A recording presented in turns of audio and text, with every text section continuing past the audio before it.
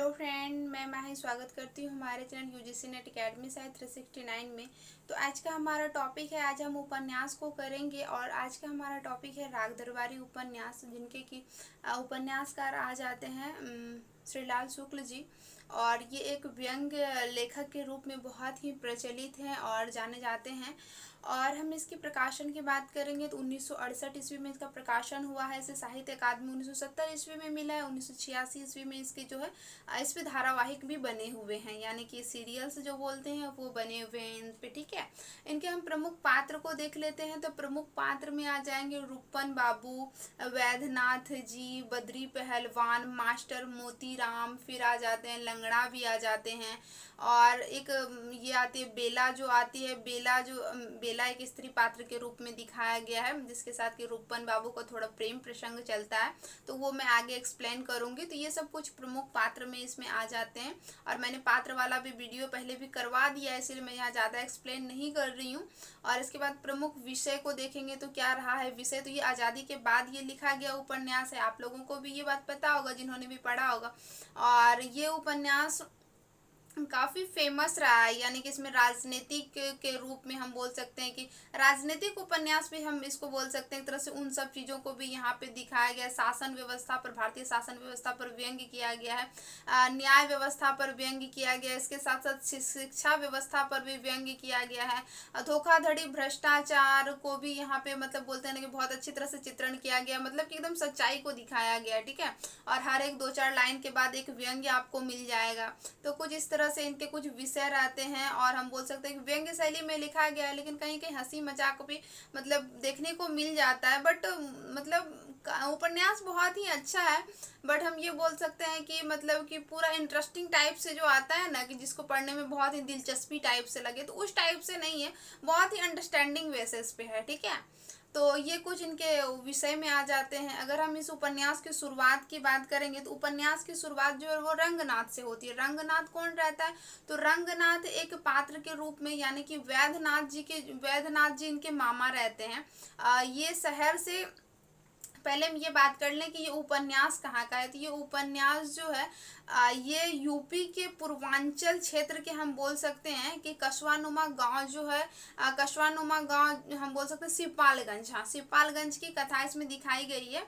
और पूरी कथा ज़्यादा तो नहीं, 5-6 मंथ के इर्द गिर्द, यानी कि रंगनाथ के गांव से मतलब शहर से गांव जाने और गांव से शहर आने तक की मतलब की घटना को ही इसमें दिखाया गया है। ठीक है, तो रंगनाथ जी मैं एक बहुत ही छोटी सी टर्म में बताने का कोशिश करूंगी, क्योंकि इस उपन्यास में मुझे नहीं लगता है कि मतलब कि ज़्यादा कुछ डीपली क्वेश्चंस गए हैं, जैसे कि अभी आपका बंटी से जा रहा है, गोदान से जा रहा है, तो उस तरह नहीं गए हैं फ्रेंड्स। जैसे कि लहरों का राजहंस से जा रहा है, मतलब थोड़ा डीपली पात्र ने क्या कहा था इन सबको लेकर डिटेल, तो इनसे अभी नहीं गए हैं, लेकिन मैं कोशिश करूंगी पूरी को आप लोगों को समझाने की। ठीक है, तो ये रंगनाथ जो है वो छुट्टी पर, वो एमए कर लिया है, मतलब इतिहास सब्जेक्ट से।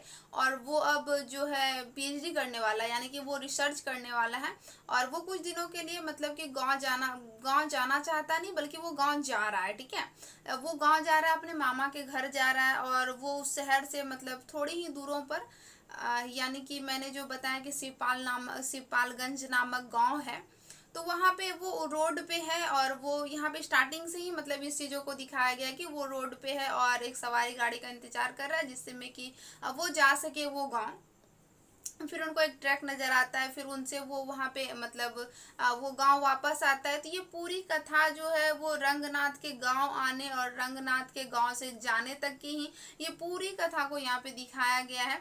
तो ये इस उपन्यास में जब वो यहाँ पे आते हैं, यानी कि सिपालगंज आते हैं, तो वहाँ के गांव की जो बिगड़ी हुई व्यवस्था को वो देखते हैं। शिक्षा व्यवस्था, सामानों में मिलावट, इंसान बोलते कुछ है रहते कुछ है, इंसान का कुछ पैसा कुछ और है, वो कर कुछ और रहे हैं। और इनके जो मतलब हम बोल सकते हैं ना कि मास्टर माइंड की बात करेंगे, तो इनका खुद का मामा जो है वो वैद्यनाथ ही रहते हैं। ठीक है, और वैद्यनाथ के जो है वो 2 पुत्र हैं, जो कि मैंने पहले भी बताया कि रूपन जो है और बद्री पहलवान, वो उनके दोनों पुत्र ही रहते हैं। और मास्टरमाइंड तो इनके मामा ही रहते हैं। और इसके साथ साथ जो है वो छंदामल इंटर कॉलेज के जो है वो हम बोल सकते हैं कि एक कार्यकर्ता के रूप में मतलब अहम भूमिका उनके मामा ही निभाते हैं। राजनीतिक में भी काफ़ी मतलब इंटरेस्टेड, मतलब वो राजनीतिक से ही इंटरेस्टेड ही हैं। और इसके बाद जो इनका पुत्र आ जाता है, एक ये बद्री पहलवान आ जाता है और एक रुपन बाबू। तो बद्री पहलवान जो आता है, वो बद्री पहलवान पढ़ाई वढ़ाई नहीं करता, उनको पहलवानी करने पर ही शौक है। और कई वर्षों से हम बोल सकते हैं कि वो 10th में यानी कि 10वीं में ही है और वो पास नहीं हो पा रहा है। लेकिन हाँ, राजनीतिक में बहुत ही जोरों शोरों से वो भाग लेता है। और मतलब कि मतलब हम बोल सकते हैं ना, उनका एक स्टूडेंट मतलब गठित कर लिया गया है, एक संगठन बना लिया गया है अपना। तो कुछ इस तरह से दिखाता है। रंगनाथ वहाँ पे जब आता है, वो गांव की बिगड़ी हुई परिस्थिति को, व्यवस्था को देखता है। वो बहुत हद तक चाहता है कि वो उसमें सुधार करे, लेकिन वो उसमें सुधार नहीं कर पाता है। तो वो चाहता है कि अब हम वो वहाँ से वापस चले जाए। और वो तो सबको ये भी जानते हैं कि वो सारा कोई तो मतलब उनका अपना ही रहता है ना, मतलब अपनी फैमिली से ही मतलब ये रहता है, मामा ही रहते हैं उनके। तो ये पूरी ऐसी ही कथा जो है वैद्यनाथ के बेटे रूपन की है। रूपन भी जो है एक बेला नाम की स्त्री है, जिनसे थोड़ा सा उनका प्रेम प्रसंग चलता है, पर उनके जाति व्यवस्था एक नहीं होने के कारण उनका जो होता है मतलब प्रेम प्रसंग का मतलब पूरा नहीं हो पाता है। तो कुछ इस तरह से ही मतलब पूरे उपन्यास को यहाँ पे दिखाया गया है। रंगनाथ इस व्यवस्था से पूरी मतलब सुधारने की कोशिश करता है, लेकिन वो नहीं कर पाता है। वो फिर वापस जाना चाहता है। तो वहीं पे इंटर कॉलेज में जो है उनको वहाँ के जो प्रिंसिपल्स रहते हैं वो उनको बोलते हैं कि यहीं पे मतलब जॉब करने के लिए। लेकिन फिर वो बोलता है कि नहीं, हमको यहाँ का व्यवस्था पसंद नहीं है, हम यहाँ पे जॉब नहीं करेंगे। तो वो उन चीज़ों को वहाँ पे पसंद नहीं करते हैं और फिर वो वहाँ से वापस चले जाते हैं। तो इसी तरह की वहाँ पे घटना चलती रहती है और मतलब एक के बाद एक घटना होती रहती है। और उसी तरह मतलब वो वापस चले जाते हैं और फिर ये उपन्यास का लास्ट हो जाता है। तो मतलब कि उपन्यास में कुछ भी मुझे ज़्यादा ये नहीं लगा, बट हाँ, वहाँ की जो राजनीतिक परिस्थिति है उन सबको बहुत ही मतलब अच्छी तरह से दिखाया गया है कि मतलब कैसे, जैसे कि जो एक टीचर है वो टीचर नहीं कर रहा है, अब वो उनका ध्यान है कि मेरा मिल कैसा चल रहा होगा, उन सब चीज़ों को दिखाया गया है। और फिर या फिर कि जो उनके मामा हैं, अब वो राजनीतिक करने में अपने लगे हुए हैं। और या फिर जो प्रिंसिपल्स हैं, वो प्रिंसिपल जो हैं वहाँ के, वो अपने मतलब हम बोलेंगे ना कि खेती बाड़ी के बारे में बता रहे हैं, अपने बिजनेस के बारे में बता रहे हैं, मतलब एजुकेशन के बारे में नहीं बता रहे हैं। तो मतलब इसी तरह कोई भी सामान लेने जाते हैं तो वहाँ पे बहुत सारा मिलावटी मिल रहा है, कुछ भी अच्छा नहीं मिल रहा है। तो इन सब चीज़ों को ही वहाँ पे दिखाया गया है। और इनका इसकी पूरी कहानी का सार कुछ ऐसा ही निकल के आएगा, ठीक है। और इसका जो कुछ मतलब कि हम बोल सकते हैं, इसका जो एक स्टार्टिंग पॉइंट रहता है, मैं आप लोगों से शेयर करना चाहूँगी यहाँ पे कि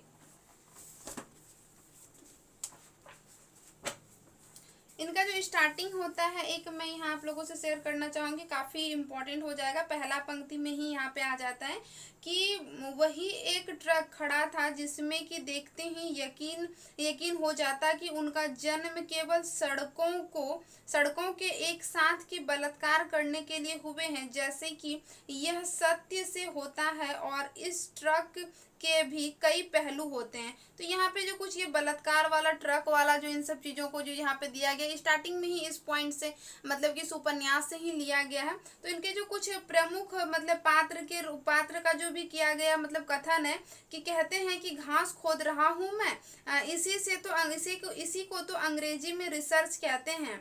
दरअसल ये एमए के बाद घास खोदने का ही वर्क होता है। तो कुछ मतलब इस तरह से ही मतलब इस कहानी को दिखाया गया है कि मैं एक शॉर्ट टर्म में यहाँ पे मैं क्या बोलूँ कि एक लड़का है जो अपनी नानी घर को जा रहा है, वो बस का इंतजार कर रहा है कि मतलब कोई मिल जाए जिससे कि मैं वहाँ पे जाऊँ। और जब उनको वहाँ पे मिलता है तो वहाँ पे जो ट्रक में जो वो रहते हैं, बोल सकते हैं, वो उनको पूछते हैं कि मतलब कि आप क्या कर रहे हैं। तो फिर वो बताते हैं अपने एजुकेशन के बारे में कि मैंने एमए कर लिया है और फिर मैं जो है रिसर्च करना चाहता हूँ उन्हीं सब्जेक्ट पे। तो वो जब वहाँ की बात होती है, उसके बाद वो गांव जाता है। फिर वो गांव की बिगड़ी हुई परिस्थिति को देखता है। 5-6 मंथ का उनका छुट्टी रहता है। तो वही 5-6 मंथ में ही मतलब उन सारे कहानियों को दिखाया गया। जो वहाँ पे जाता है तो वो सारा कुछ वहाँ की बिगड़ी हुई व्यवस्था वगैरह को देखता है। वो वहाँ पे बहुत कुछ सुधार भी करना चाहता है, लेकिन वो सुधार भी किससे करे, उनका सारा फैमिली तो वो अपना ही है। और फिर उनके 2 बेटे हैं, जो कि बद्री पहलवान है, जिसका कि पढ़ाई वढ़ाई में मन नहीं लगता है, वो बहुत दिनों से मतलब पढ़ाई में ही लगा हुआ है, मतलब 10th भी नहीं क्वालिफाई कर पाया है। तो इस तरह से मतलब दिखाया गया है। फिर कि जो टीचर है वो टीचर ही नहीं है, बल्कि वो अपनी ही मतलब कि अलग अलग बातें कर रहा है, किसी का अपने कार्य पर ध्यान है। तो कुछ इन सब चीज़ों को भी दिखाया गया है, उस वक्त की परिस्थिति क्या थी, उन सब चीज़ों को भी यहाँ पे उजागर किया गया है। मतलब आज़ादी के बाद कैसे भ्रष्टाचार हो रहे थे, मतलब शिक्षा व्यवस्था को शिक्षा व्यवस्था नहीं समझा जा रहा था। जब वो वहाँ से वापस जाना चाहते हैं, यानी कि वो जो लड़का है, वो जब रंगनाथ मतलब वो जो वापस जाना चाहते हैं, वो अपने शहर को चले जाएंगे, तो फिर वो उनको वापस भी नहीं जाने देते हैं। वो मतलब हाँ वो जाने देते हैं, आई मीन कहने का मतलब वहाँ का जो प्रिंसिपल रहता है वो बोलता है कि तुम सबसे बड़े बेवकूफ़ हो, तुम गधा हो, मतलब कि तुमको इतना बड़ा मतलब मिल रहा है तो तुम मतलब जॉब नहीं करना चाहते हो। तो फिर वो मतलब वो तो उस परिस्थिति में नहीं ढलना चाहता है ना। बोलते हैं ना कि एक किताबी किताबी जिसकी समझ रहती है ना, जैसे कि न्यू न्यू जब किसी का जॉब होता है ना, हम एक तरह से बोल सकते हैं ना कि वो बहुत चाहता है कि मैं पूरी तरह से ईमानदारी करूंगा या फिर मैं ईमानदारी ही करते रहूंगा। लेकिन समय के साथ साथ ना मतलब सिचुएशंस बदलते रहते हैं, इंसान की सोच बदलती रहती है, तो उसी तरह वो सोचने भी लगता है। तो अभी वो उनके साथ एकदम बिल्कुल मतलब हम बोल सकते हैं कि रंगनाथ के आदर्श को और उनकी यथार्थता के सामने, आदर्श और उनकी यथार्थता को जो है ना हार माननी पड़ जाती है उन लोगों के सामने, उन लोगों की परिस्थिति के सामने, हम ये बोल सकते हैं। ठीक है, तो कुछ इसी तरह से वहाँ पे घटना चलती रहती है। कुछ ज़्यादा तो मुझे और नहीं मतलब कि लगा एग्जाम्स के पॉइंट ऑफ व्यू से इम्पोर्टेंट। और हम यहाँ पे बात करेंगे तो हर हिंदुस्तानी यही हाल में रहता है कि 2 पैसे कहीं से उनको मिल जाए, तो मतलब कुछ यही सब मतलब कि जब वहाँ पे उनको जॉब के लिए बोलते हैं तो फिर यही सब वहाँ पे उनका बात चलता है। तो मैं यहाँ पे कुछ उनका जो इम्पोर्टेंट कथन है उनको मैंने यहाँ पे नोट डाउन किया है फ्रेंड्स, मैं वो आप लोगों को करवा दूंगी, शायद अगर एग्जाम्स के पॉइंट ऑफ व्यू से आ सकते हैं। और बेला के साथ फिर उनका प्रेम प्रसंग चलता है रूपन बाबू का, वो भी पूरा नहीं हो पाता है। तो आई होप मैंने जो यहाँ पे एक्सप्लेन करने का कोशिश किया होगा आप लोग समझ पा रहे होंगे कि कहानी का पूरी मतलब हम बोल सकते हैं ना कि कोई ऐसी कहानी नहीं है कि बस हम मतलब कि बता दे रहे हैं कि एक फैमिली है या फिर कुछ ऐसे वैसे, तो उस तरह से नहीं है। इसीलिए मैंने यहाँ पे फिर भी कोशिश किया है पूरी मतलब कि जितना एग्जाम्स के पॉइंट ऑफ व्यू से इम्पोर्टेंट हो बताने का, और बाकी जो कथन वगैरह हैं वो मैं करवा दूंगी फ्रेंड्स। तो मिलते हैं किसी नेक्स्ट वीडियो में। आई होप ये वीडियो आप लोगों के लिए यूजफुल रहेंगे। मेरी बहुत ही छोटी सी प्रयास है, मतलब मुझे तो कुछ एक्सपीरियंस नहीं है, बट मैं भी आप लोगों से बहुत कुछ सीख रही हूँ। तो आई होप ये वीडियो आप लोगों के एग्जाम के लिए यूजफुल रहेंगे। मिलते हैं किसी नेक्स्ट वीडियो में, तब तक के लिए थैंक यू सो मच।